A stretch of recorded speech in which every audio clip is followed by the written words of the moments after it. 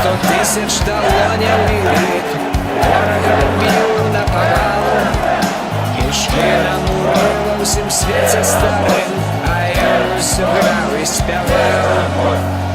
Раз. Кандидат в президенты Республики Беларусь Светлана Тsikhanouskaya!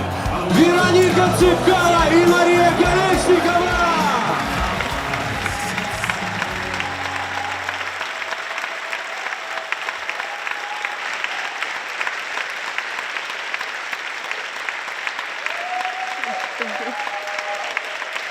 Thank you, thank you, thank you, thank you. For the last 28 years, the same person rules Belarus. He managed to build a dictatorial system where no political opponent has chance to survive inside of the country. If you are in opposition, you end up either in the prison or in exile. Every day, he embraces new laws and regulations to make our life miserable inside of Belarus. We are put in the prison for leaving a comment in the social media. We are put in the prison for wearing white and red colors, our national colors of Belarus. Just to give you an example, last week he introduced his puppet parliament introduced a new law. Under this law, everybody who is committing the act of the terrorist will be sentenced to death. You just can imagine. We live in the European countries. We are one of the European countries in the 21st century, and we are sentenced to death. Now, looking at three of us, you can see what Belarus terrorists look like. But the year 2020 changed everything. In May 2020, the presidential elections were announced in Belarus. 3 strong candidates declared they were going to take part in these elections. The first one is Sergei Tikhanovsky, a husband of Sviatlana Tsikhanouskaya. The second one is Viktar Babaryka, and the third one is Veronica Tsepkalo, my husband. For me, a true leader is the one who has the following features. Number one, he or she has a vision for the future of his country. He or she needs to debate this vision in open and public discussion. And number three, she needs to be able to fulfill this vision in her or his country. Sergei Tikhanovsky became a very popular blogger in Belarus. Viktar Babaryka, he was head of one of the largest Belarus bank, Belgazprom Bank, and my husband Valery Tsepkalo. He built High Technology Park, the largest IT cluster in Central and Eastern Europe. For me, they were true leaders back in 2020. I was next to my husband since the day one of the presidential campaign in Belarus. I got a chance to travel across the country. I got a chance to see regular people, to talk to the people. In the beginning of the campaign, nobody believed the changes will ever happen in the country like Belarus. But by the end of the campaign, people had a very strong desire and will that the changes will happen in the country of Belarus. Lukashenko, like any other coward dictators, he started to get rid of the strong leaders. First, he imprisoned Svetlana's husband, Sergei. Second, he imprisoned Viktar Babaryka. My husband, he was going to be the third one. But we decided we're not going to give up our campaign no matter what. So that's when my husband, Valery Tsepkalo, he made a call to Svetlana and Maria, and he proposed to unite all of us. We give up everything. We give up our ambitions. We give up our life for the future of the Republic of Belarus. And this is how our trio was composed. Many people ask me, what did Belarus revolution ignite? My answer is simple. We united people around 2 simple principles, not around a particular person. The principle number 1, to release all political prisoners. And the principle number 2, to announce new and fair elections. These 2 simple principles resonated in people's life. Very often I'm asked if it was scary for me to be part of the presidential elections in an authoritarian country like Belarus. To be honest with you, yes, it was very scary. Because in the country like Belarus, you don't know if you will get back home in the evening. You don't know if you're going to hug your children in the evening. You don't know your future in a country like Belarus. But we made it. We made it. And one more example. For example, during one of our rallies, we were 3 of us, Maria, Svetlana, and myself. We were told that On the roof of one of the residential building across the stage where we were delivering the speech, there were snipers. It was one of the scary moments in my life. We didn't know what to do.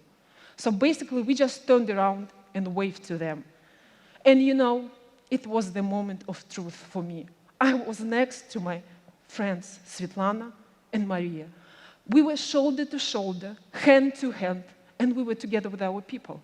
This very moment, I realized we're going to win. Belarus is going to win. And then, presidential elections took place in Belarus August 9, 2020. You probably have heard of the level of repressions in our country. 40,000 people, innocent people, civilians, were illegally imprisoned in Belarus for nothing. Many civilians lost their lives. They were murdered. Not a single criminal charge was open. Belarusians, they sacrificed everything for their future, for the future of our country, and for the future of Europe. Today, personally, if I talk about me and my family, because many people also ask, what about you? What did you sacrifice? We sacrificed everything, my family. All our assets are under arrest. My banking account, my salary account is under arrest. They even arrested our TV set and vacuum cleaner. It's funny, yeah. And you know, today, when we are not in Belarus, unfortunately, the leaders of opposition, we reside in different countries, in different cities, and we are not united as we used to be back in 2020. I'm a firm believer. Only being united, only being together, we're able to demolish the regime which was building for the last 26 years. Only together we're going to win this war. Живе Belarus! Long live my beautiful Belarus!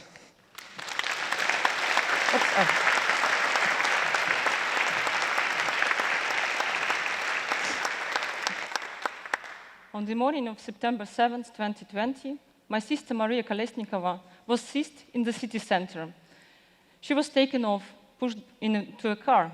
She was threatened, intimidated, interrogated, blackmailed, forced to leave the country. Those 3 months before that, she repeated she would never leave. The last time she uncompromisingly confirmed her decision was just the last day before her arrest. They brought her to the border with Ukraine in a car, and she invented a very beautiful and resourceful way to stay in the country. She tore up her passport. And now we do not have Maria, and Maria does not have her passport. When she was arrested, I decided that I had to go air.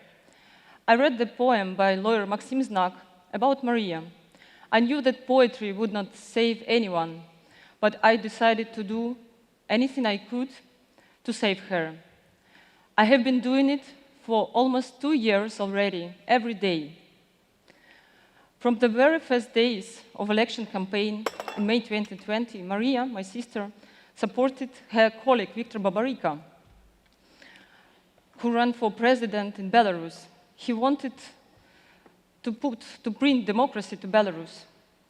When Viktar Babaryka was arrested, just a month after, together with his son, in June 2020, Maria became very popular. Everyone recognized her. And it was obvious that a legend has been born. When the trio met, together with Maria, Sviatlana, and Veronica, everyone noticed that they are very different. But it was good. Finally, the puzzle was put together. They worked hard, they slept little, they forgot to eat. Their first performance and speeches, they were not professional, polished, or perfect. But it was sincere, courageous, and very inspiring. They went on rallies through the whole territory of Belarus just in several weeks. And wherever they go, people met them as stars, but not from distance and at a distance, but very personal and close. So I looked at my sister, and I was overwhelmed by her energy. But also the pride for her could not be without a fear for her. Then, when she was arrested, actually repression started to escalate. Thousands of people went through prisons, tortures, beatings, dismissals, humiliation. Right now, there are 1,500 political prisoners in Belarus. And repressions didn't stop till now. It's 2 years of almost endless repressions in Belarus. My sister was sentenced to 11 years in penal colony. She spent already 20 months in prison. Though she doesn't lose her optimism, and she sends letters that inspire people in Belarus and outside of Belarus. And I would like to share a piece of her letter with you. This is a difficult but extremely rewarding experience, especially considering my choice, or more correctly, the far-reaching consequences of my choice. I have repeatedly written to you that having gone through this path myself, having seen myself and experiencing for myself how everything really does not work, I have no doubts about the correctness of my choice. If not us, then who? Or who, if not us? So I had time to think about everything about it. Would I dissuade Maria from supporting Viktar Babaryka or Sviatlana during presidential campaign? Would I join the campaign myself if I would know that everything ends like this? And all the time I have the same answer. Maria would walk this path, and I would walk it with her. First, because nothing has ended yet, because we exist, we are alive, we are proud of ourselves, we are very courageous, and confidence in our truth is more stronger now. Second, because big changes often require sacrifice. None of our team members had a question whether to sacrifice or not. Just recently, a man who spent a year and a half in prison told me, we had to do this path, and I have no regrets. And I know that my sister Maria, Viktar Babaryka, his son Eduard, lawyer Maxim Znak, and many Belarusians who have suffered but who haven't been broken in prisons and suffering will say like that. Thank you.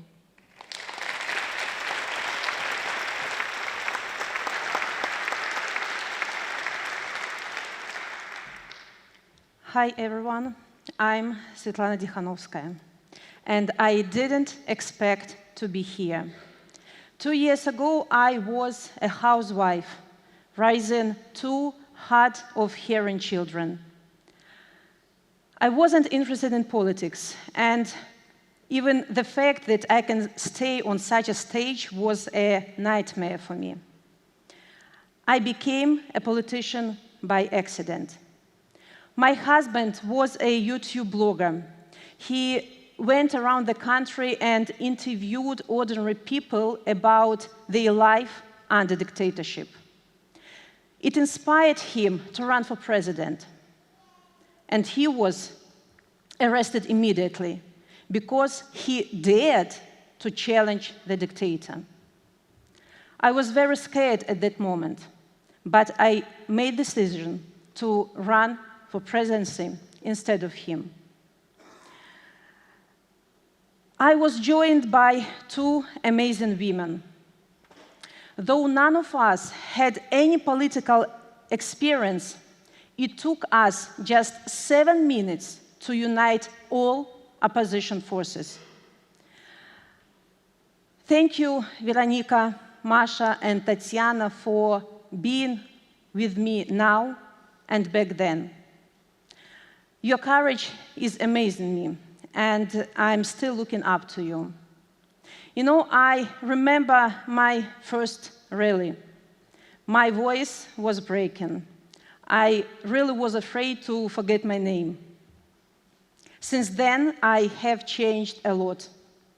But my voice still breaks when I'm speaking in front of a huge crowd, though.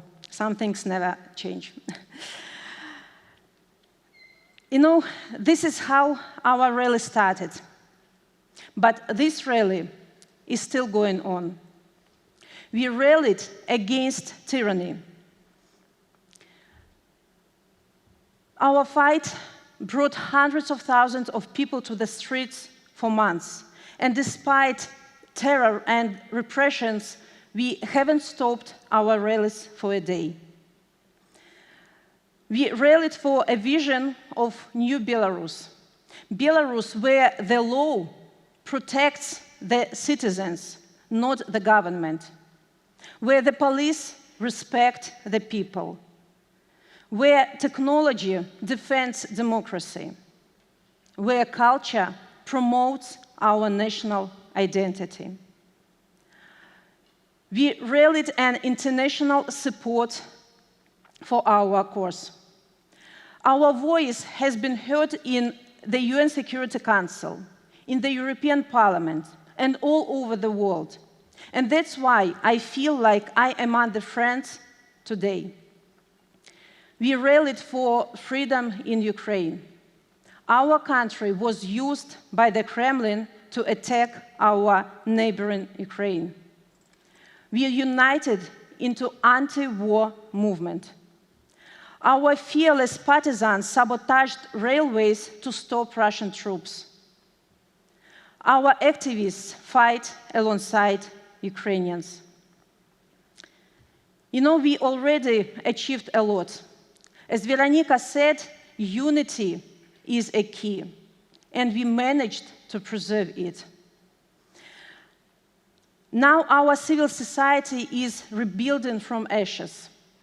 Our media reopened from exile after being closed in our country. Our human rights defenders help our political prisoners. You know, it's very important for us tyranny doesn't happen in our country again. It's up to all of us, you know, to save our children from dictatorship. And I have to say that we already developed immunity against dictatorship. And it's our task to make sure that will not repeat in our future. And, you know, I have to say that you can make a difference too. So I invite you to join our rally for Free Belarus. I know that there are a lot of journalists in this room. So I ask you to keep Belarus on agenda, because our rally grows when you cover it. There are a lot of tech people here. Provide us tools to fight with censorship, from VPNs to blockchain. You know, our rally wouldn't be impossible without Telegram, for example, without civil media. I know that there are a lot of activists here as well. You have the power to turn deep concerns into real actions. We need strong advocates around the world. And I know that there are a lot of entrepreneurs here as well. Donate to our independent initiatives and organizations. Help us to launch rehabilitation programs for our political prisoners and for the children of political prisoners. You know, thousands of kids are waiting for their parents to return home. Thousands of families are separated against their will. You know, I still don't understand how to explain my children that their dad is imprisoned for 18 years. It's up to all of us to bring our rally to its final and win. Our kids deserve to live in a country without fear, without prisons, and without war. For them to have their own possibility to hold their own rally. But this will be rally not against tyranny. It will be rally for prosperous Belarus.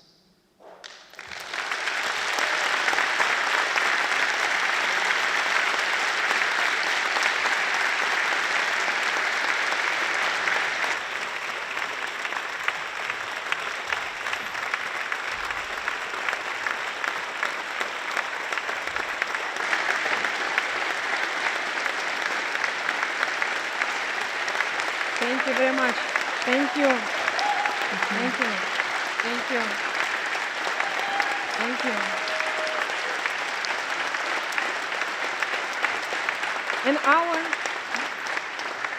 And our final statements, I appeal personally to international community to help us to organize and host the next Belarus Democratic Forum, which is going to take place in Berlin, in Germany, in the middle of July. Thank you.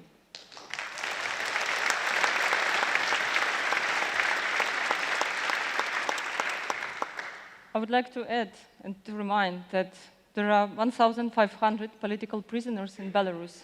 I know that Maria, my sister, loves to receive letters, as well as other political prisoners who needs your support. Please visit the platform kletechku.org and write a letter to political prisoners. Maybe you will make, just with this simple step, you will make one day or several days of one man or women in Belarus happier. Thank you.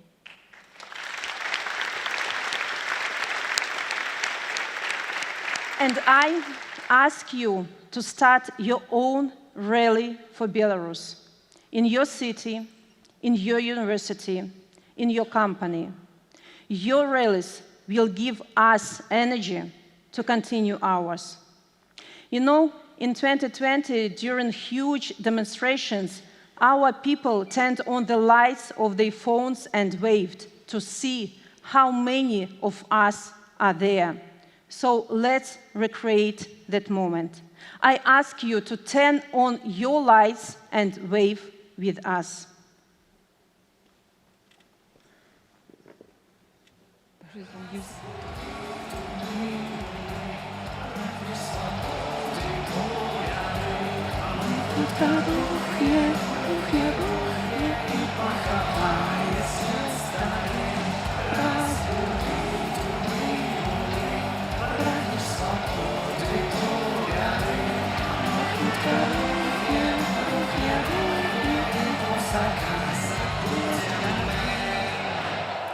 Thank you. Thank you. Thank you very much. Живи Беларусь! Живе Belarus! Thank you Живе! for supporting Belarus!